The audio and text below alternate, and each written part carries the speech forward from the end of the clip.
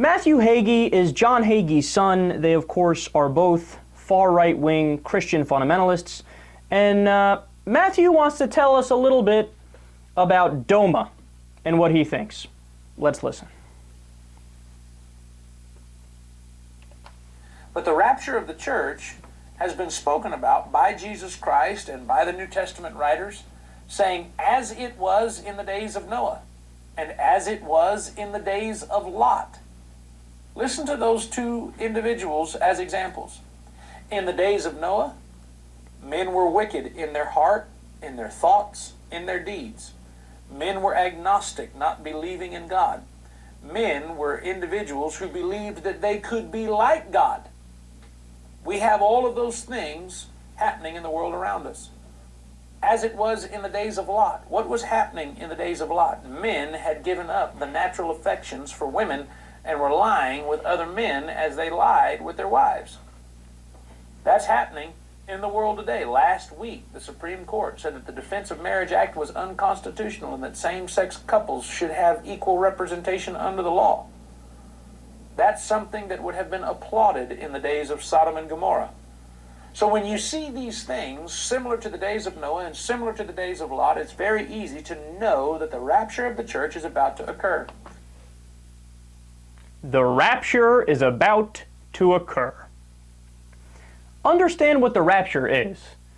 That's when the people who, of course, were right about their religion, right, that God and Jesus is real, it's the end of the world when God comes back, and then the people who had it right, so Matthew Hagee, of course, goes up bodily to heaven, where God gives them a tour and says, oh, see, here's our sauna, here's our bathhouse where all you repressed gays can start having sex, like Matthew Hagee. What, did I say something? What? Here's our tennis court, and meanwhile, the rest of us who didn't have it right, well, we're left back.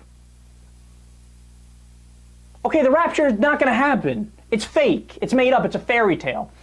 I always come back to this same point because it's the most convincing to me. Doesn't Matthew Hagee get it? If he was born in Pakistan, he would be Muslim. If he was born in India, he would be Hindu. If he was born somewhere else, he'd be Buddhist. If he was born in ancient Rome, he'd believe in the Roman gods. In Greece, he'd believe in the Greek gods, so on and so forth.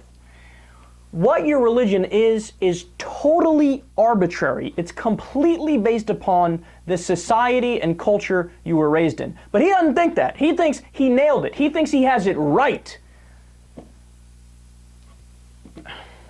What a coincidence, Matthew. The one culture you happen to be raised in throughout all of human history happens to have it exactly correct on what God is correct.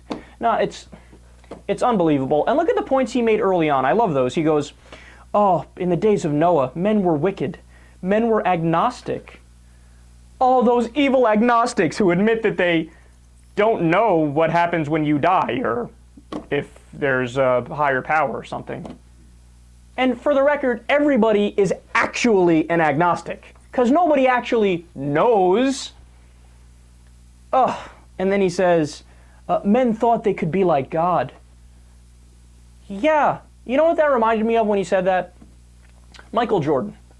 Why? Because he actually busted his ass and worked really hard and had a lot of natural talent as well, and look at what he made of himself. You know who else thinks they're a god? Rich businessmen. You know who else? People who try really hard to live the kind of life that they want to live and create their own destiny. So wouldn't thinking you're a god actually be in some ways a good thing? I understand it also has negative connotations like, oh, arrogant or big ego or whatever the case is. But if you're working hard for something and you're living this life, isn't that a good thing? But no. His bigger point, of course, is that gay marriage is a sign of the rapture and the end of the world. Because God forbid Sean and Dave get the same rights as anybody else. Unfathomable. That would be horrible.